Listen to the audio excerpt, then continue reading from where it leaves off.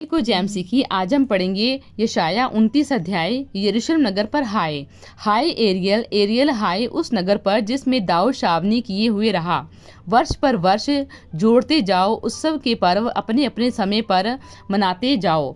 तो भी मैं एरियल को संकट में डालूंगा, वहां रोना पीटना रहेगा और वह मेरी दृष्टि में सचमुच एरियल सा ठहरेगा। मैं चारों ओर तेरे विरुद्ध छावनी करके तुझे कांटों से घेर लूंगा और तेरे विरुद्ध गढ़ भी बनाऊंगा। तब तू गिरा कर भूमि में डाला जाएगा और धूल पर से बोलेगा और तेरी बात भूमि से धीमी धीमी सुनाई देगी। तेरा बोल भूमि पर से प्रेत का सा होगा और तू धूल में से गुनगुनाकर बोलेगा।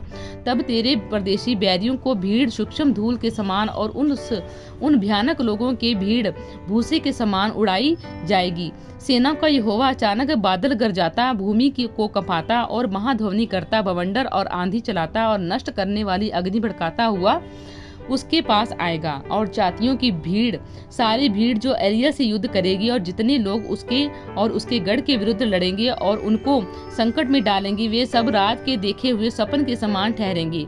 और जैसा कोई भूखा स्वप्न में तो देखता है कि वह खा रहा है, परंतु जाग कर देखता है कि उसका पेट भूखा ही है। या कोई प्यासा स्वप्न में देखे कि वह पी रहा है, परंतु जाग कर देखता है कि उसका गला सूखा जाता है और वह प्यासा मर रहा है। वैसे ही उन सब जातियों की भीड़ की दशा होगी जो सिय्योन पर्वत से युद्ध करेंगी। चेतावनियों को अनदेखा करना। ठहर जाओ और चकित हो, भोग विलास करो और अंधे हो जाओ। वे मतवाले तो हैं परंतु दाख मधु से नहीं, वे डगमगाते तो हैं परंतु मदिरा पीने से नहीं। यहोवा ने तुमको भारी नींद में डाल दिया है और उसने तुम्हारी नबी रूपी आंखों को बंद कर दिया है और तुम्हारे दर्शी रूपी सिरों पर पर्दा डाला है।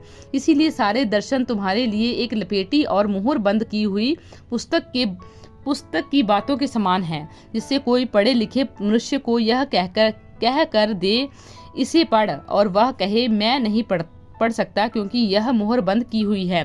तब वही पुस्तक अनपढ़ को यह कह कर दी जाए, इसे पढ़, और वह कहे मैं तो अनपढ़ हूँ। प्रभु ने कहा, ये लोग जो मुंह से मेरा आदर करते हुए समीप आते परंतु अपना मन मुझसे दूर रखते हैं और जो केवल मनुष्य की आज्ञा सुनकर मेरा भय मानते हैं, इस कारण सुन, मैं इनके साथ अद्भुत काम वरन अति अद्भुत और अचंभे का काम करूंगा।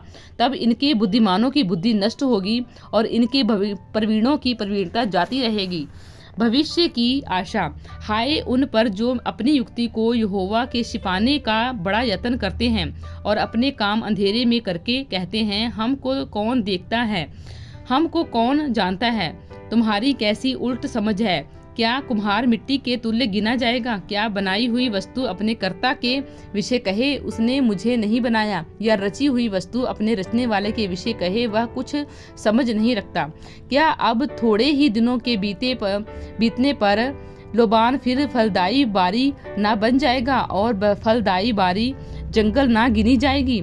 उस समय बहिरे पुस्तक की बातें सुनने लगेंगे और अंधे जिन्हें अभी कुछ नहीं सूझता वे देखने लगेंगे। नम्र लोग यहोवा के कारण फिर आनंदित होंगे और दरिद्र मनुष्य इज़राइल के पवित्र के कारण मगन होंगे, क्योंकि उपद्रवी फिर न रहेंगे और ठट्ठा करने वाले का अंत होगा।